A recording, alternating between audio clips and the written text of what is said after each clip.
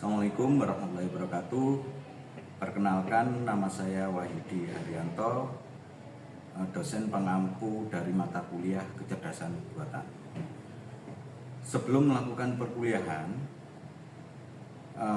ada beberapa hal yang perlu diperhatikan yang nantinya akan tertuang di dalam kontrak kuliah. Di antaranya adalah yang pertama, kehadiran mahasiswa. Kemudian yang kedua, adanya kuis dan tugas. Yang ketiga, ujian tengah semester. Yang keempat adalah ujian akhir semester. Dan yang kelima atau terakhir adalah keaktifan.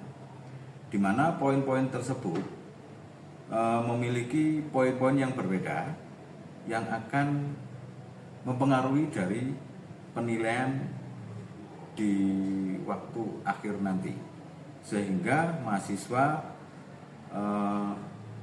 mendapatkan penilaian secara keseluruhan dari poin-poin tersebut. Dalam rangka mahasiswa memberikan pengetahuan umumnya sehingga dosen mampu menilai secara umum kemampuan mahasiswa tersebut, supaya nantinya strategi apa yang akan dilakukan oleh dosen atau yang dilakukan strategi apa yang dilakukan dalam perkuliahan nanti, sehingga adanya sinkronitas dalam pengajaran. Yang kedua, membahas mengenai masalah dan metode pemecahan masalah. Tentunya di dalam kehidupan sehari-hari banyak sekali problem-problem yang membutuhkan pemecahan masalah, yang membutuhkan peran teknologi dalam memecahkan masalah tersebut. Yang ketiga, ada metode pelacakan dan pencarian. Nah, metode pelacakan dan pencarian itu nantinya secara terkomputasi dengan menggunakan metode-metode pelacakan dan pencarian. Yang keempat adalah representasi pengetahuan.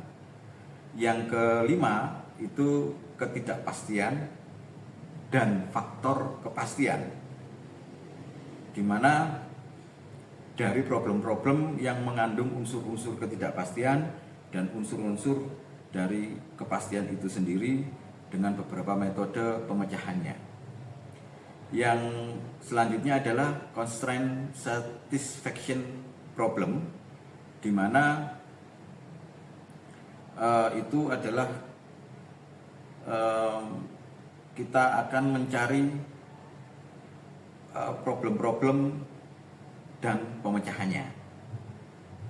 Selanjutnya ada Bayesian network dan juga model-model yang lainnya seperti logika fasi, jaringan saraf tiruan. Itu nanti akan dibahas di dalam pertemuan-pertemuan di dalam perkuliahan. Di sini mahasiswa diharapkan mempunyai kompetensi yang mampu memberikan kontribusi terhadap ilmu pengetahuan ataupun pemecahan-pemecahan problem-problem, baik problem-problem di dalam kehidupan mereka sehari-hari dan problem-problem di lingkungan sekitar yang akan dibawa ke dalam dunia ilmu pengetahuan, sehingga pengalaman bagi mereka dalam memecahkan masalah itu akan menjadi lebih bagus. Demikian mungkin yang bisa saya sampaikan dari materi atau satuan acara perkuliahan semester yang akan kita lakukan di beberapa pertemuan berikutnya. Oke, Assalamualaikum warahmatullahi wabarakatuh. Selamat pagi, salam sejahtera bagi kita semua. Oke, hari ini melanjutkan pertemuan yang kemarin. Kita akan bahas tentang apa sih sebenarnya yang dinamakan kecerdasan buatan itu. Ya. Mungkin ada yang sudah dengar kecerdasan buatan? Oh, ChatGPT, oke. Itu contohnya ya. Contohnya ChatGPT. Ada yang lain? Ya? Gemini. Gemini itu zodiak, bukan ya? Gemini ada yang lain? Yep. Black box AI. Nah, itu semua adalah bagian dari artificial intelligence atau AI. Nah, sama dengan kecerdasan buatan ini, cuman kan versi bahasa Indonesia, gitu ya. Jadi sebelum ke sana kita harus tahu dulu yang namanya definisi cerdas itu apa sih?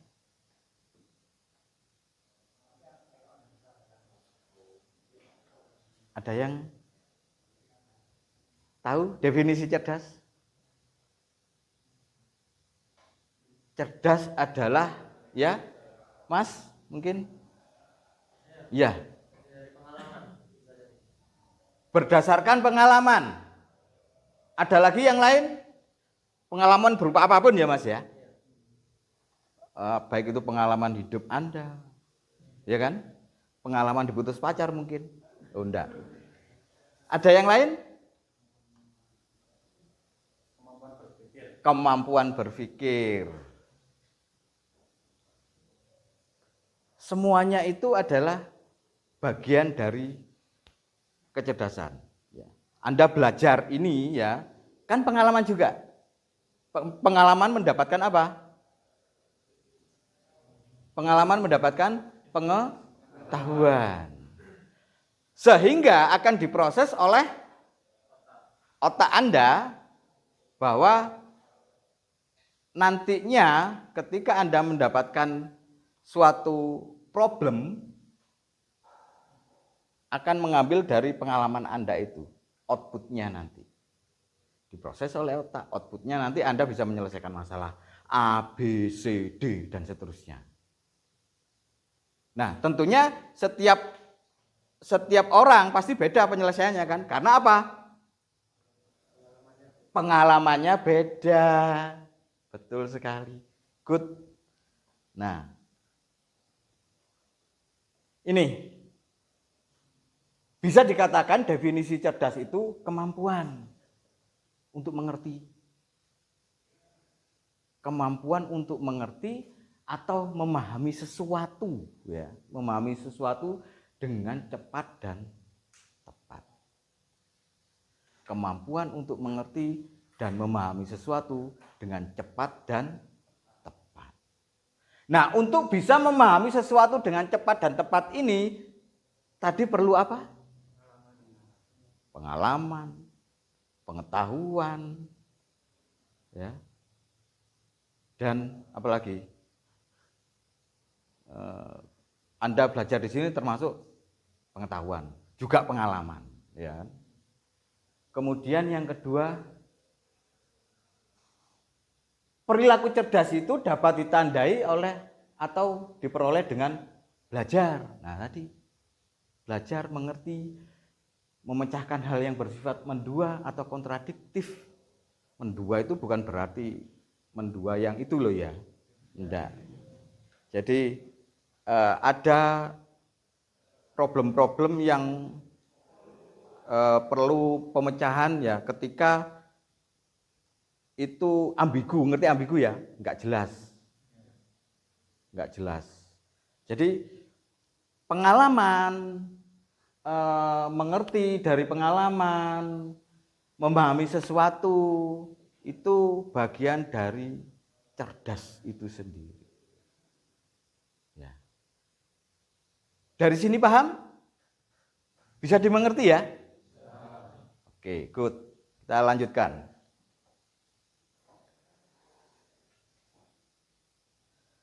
Ada juga merespon situasi baru dengan cepat. Merespon situasi baru dengan cepat. Contohnya apa kira-kira?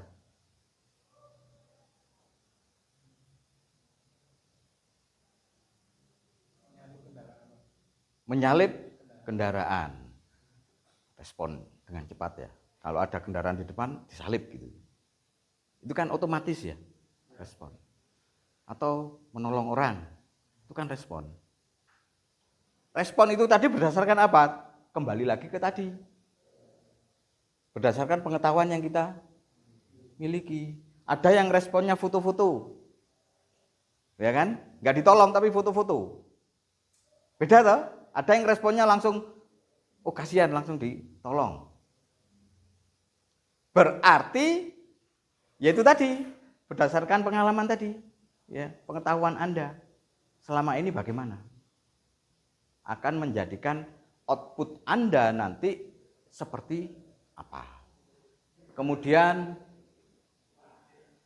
menggunakan alasan untuk memecahkan problem secara efektif.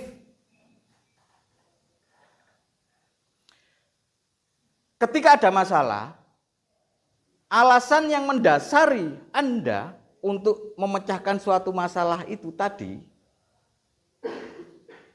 background alasannya apa?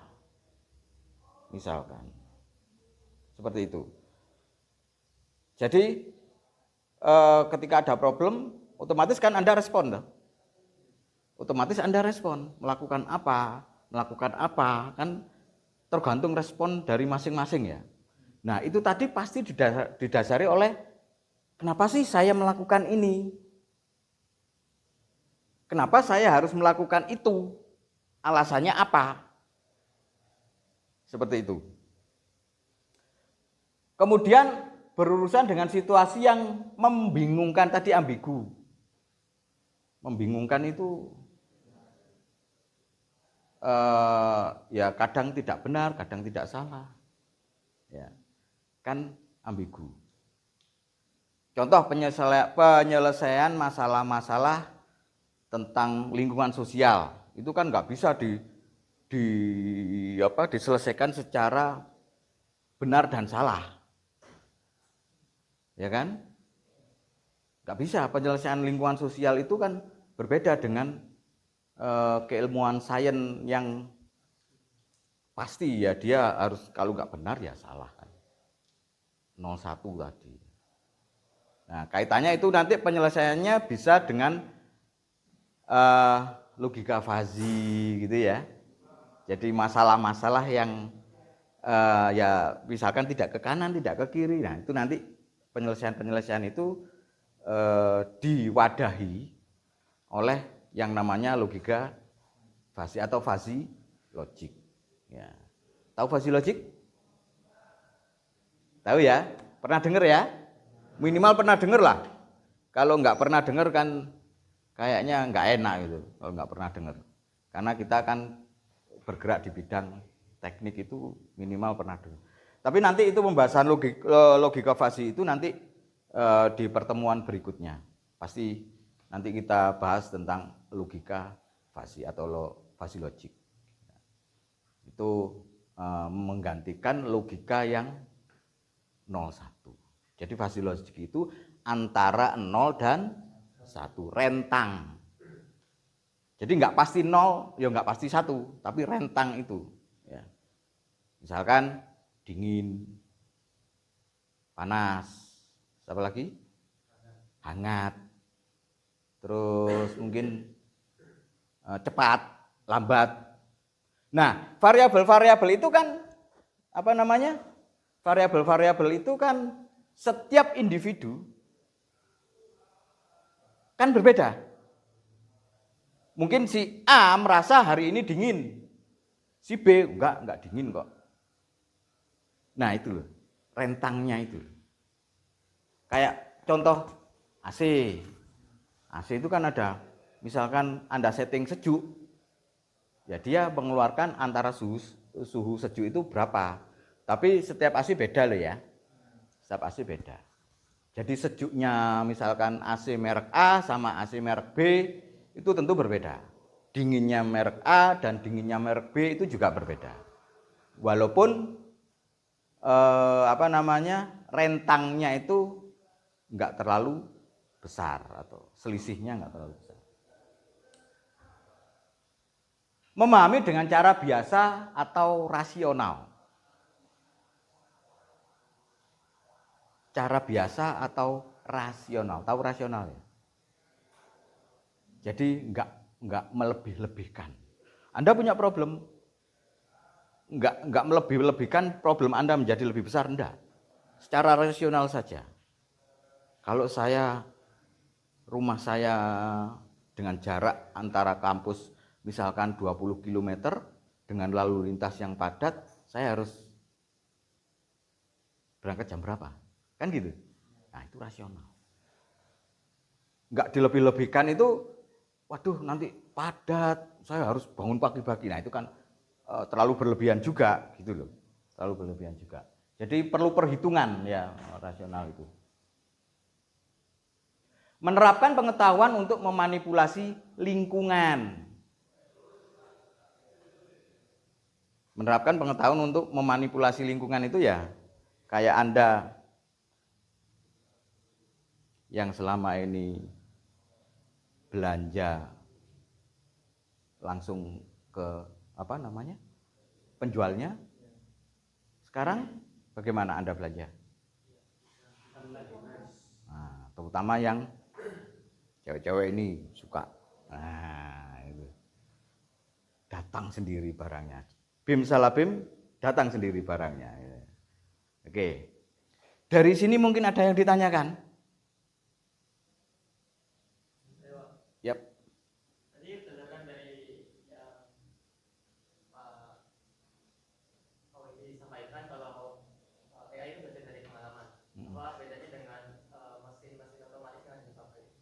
Mesin-mesin otomatis yang ada otomatisasi, maksudnya otomatisasi mesin. Oke.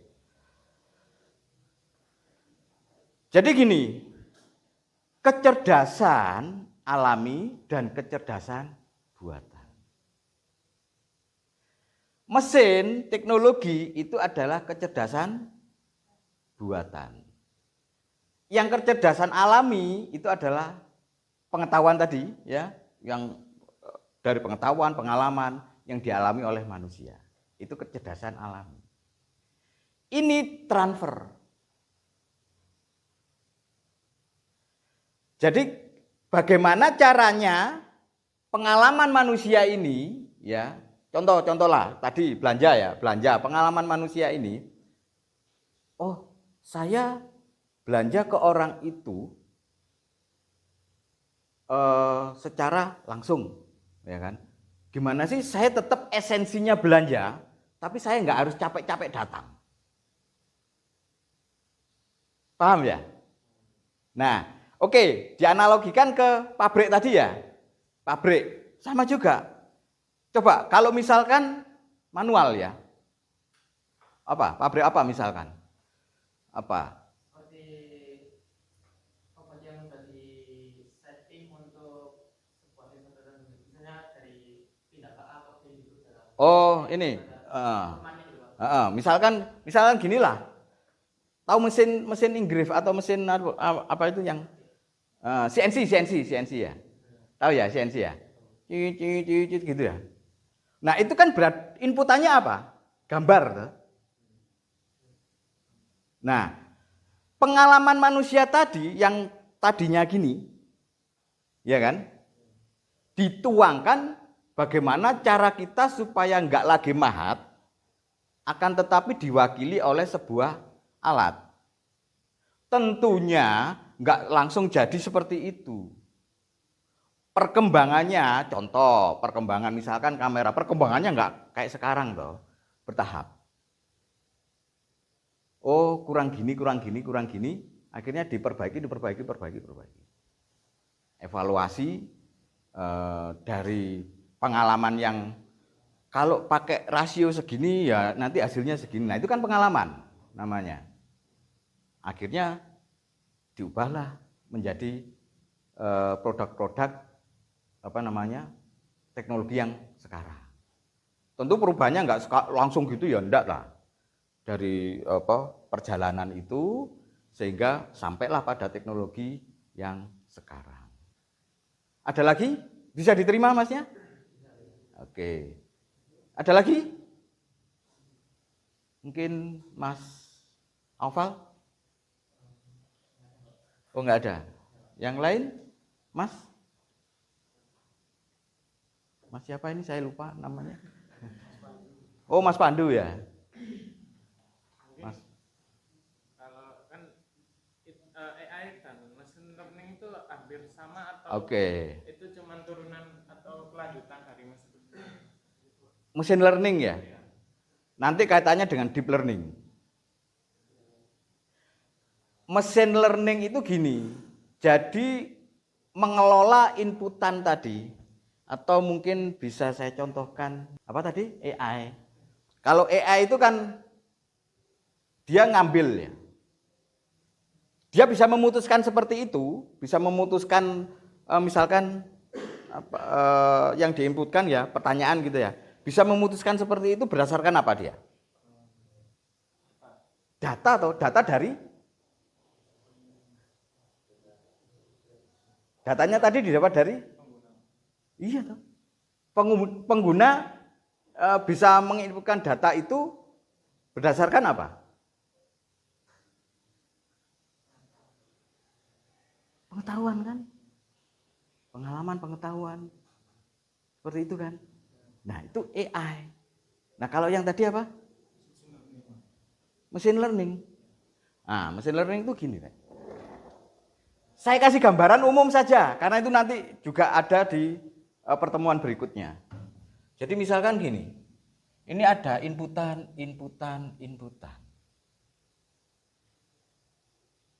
Bisa banyak, bisa enggak cuma satu.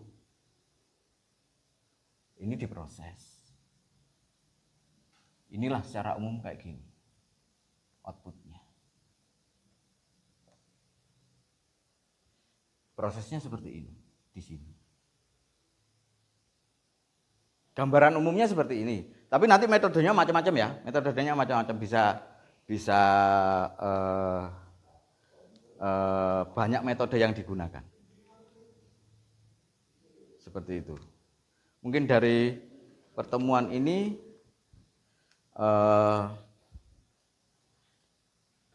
mungkin Anda bisa simpulkan sendiri hasil apa? Kita kan masih dalam taraf pendahuluan secara umum, sehingga pengetahuan Anda secara umum, baik dari segi tadi yang Anda tanyakan tadi, saya juga jawabnya secara umum juga. Ya kan? Jadi nanti ada sesi tersendiri untuk pembahasan selanjutnya. Oke? Ada pertanyaan lagi? Tidak ada. Terima kasih. Saya akhiri. Selamat siang. Assalamualaikum warahmatullahi wabarakatuh.